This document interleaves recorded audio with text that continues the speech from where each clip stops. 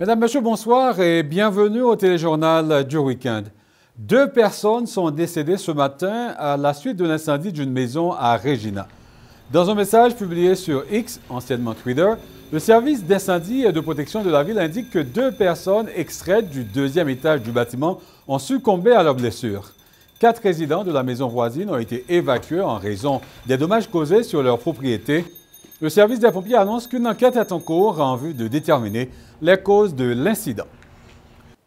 Et un autre incendie s'est déclaré hier soir dans un bar historique de Kamsack, une ville située à près de 350 km à l'est de Saskatoon. Ce bâtiment historique depuis plus de 100 ans loge également le Woolander Hotel. Le chef des pompiers de Kamsack explique qu'à leur arrivée, un mur a explosé et le bâtiment entier a été entièrement envahi par les flammes.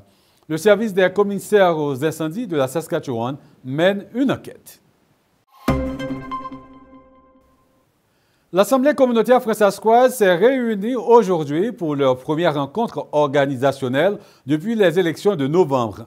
Les députés communautaires ont été informés sur le fonctionnement et les règlements de l'organisation. Pierre-Olivier Nadeau a les détails.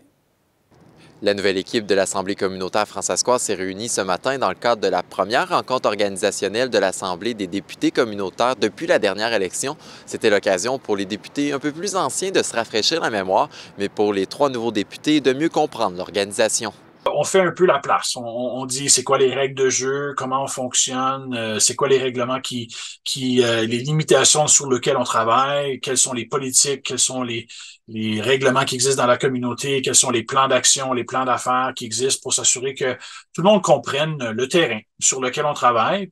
Les députés se sont fait attribuer les dossiers qui devront s'occuper au cours de la prochaine année parmi les dizaines de comités de l'ACF.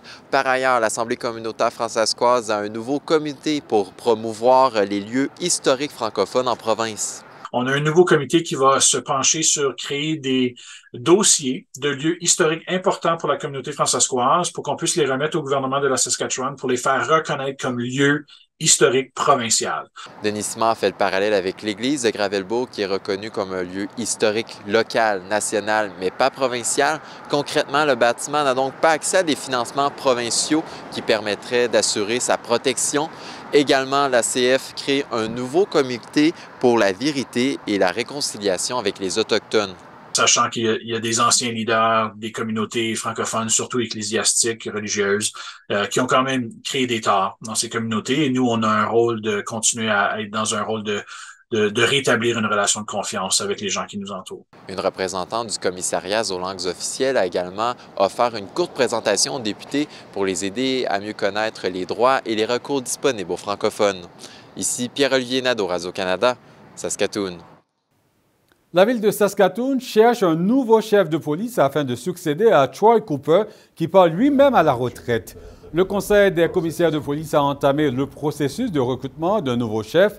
Il devrait faire le point sur la situation lors de sa prochaine réunion à la fin du mois. Entre-temps, c'est Dave Hay qui va assurer l'intérim à partir du 1er janvier jusqu'à ce qu'un nouveau chef soit désigné. Et la Saskatchewan va investir plus d'1 million de dollars dans une maison d'hébergement pour les victimes de la traite de personnes. La province indique que la moitié du financement provient du plan d'action national 2022 du gouvernement fédéral. C'est donc une somme de quelques 20 millions de dollars sur 4 ans qui est destinée au gouvernement saskatchewanais.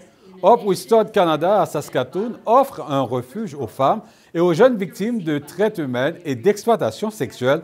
C'est l'un des premiers organismes à recevoir un financement dans le cadre de ce plan d'action. Les habitants de Swift Current et des environs n'auront plus besoin de consulter leur médecin pour obtenir certains soins. Ils pourront les recevoir en se rendant à la pharmacie Shoppers sur l'avenue Centrale Nord. Le gouvernement a lancé hier un projet pilote d'un an. Ce transfert de compétences a pour but d'aider les Saskatchewanais du Sud-Ouest à obtenir les soins dont ils ont besoin et à soulager le système de santé. Voilà, mesdames, messieurs, c'est ce qui conclut ce bulletin d'information. Ici Ernst, jeudi. Et au nom de toute l'équipe, je vous remercie d'avoir été des nôtres. On se retrouve plus tard et d'ici là, bonne soirée.